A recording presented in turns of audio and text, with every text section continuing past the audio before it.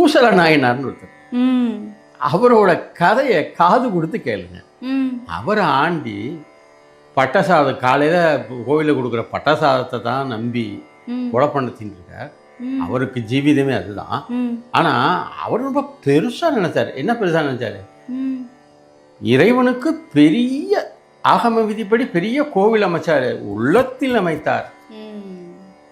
அதே நேரத்தில் மன்னவன் கட்டின கோவிலுக்கு இறை போல ம்.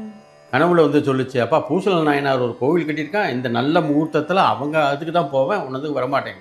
ம். என்னை விட பெரிய கோவில் யார் கட்டினார் அப்படின்னு அரசனுக்கு கேள்வி கேட்டு பூசல நாயனார்னு சொன்னார். அவர் உண்டி கட்டி வாங்கி சாப்பிட்டு உட்காந்துருக்காருங்க, அவர் எங்கெங்க கோவில் கட்டான்னு. நேராக போய் அரசன் கேட்டான், ஆமாம் நான் உள்ளத்தில் கோவில் கட்டியிருக்கேன், அந்த உள்ளத்து கோவில் இத்தனாம் தேதி வைத்தியர்களை வச்சு ம். நான் வந்து பண்ண போகிறேன், என் உள்ளத்துக்குள்ளே பண்ண போகிறேன். ஸோ இது இந்த 63 வர இந்த பூசல் நாயனார் கதை என்ன சொல்லுது? உங்களுக்கும் உண்டு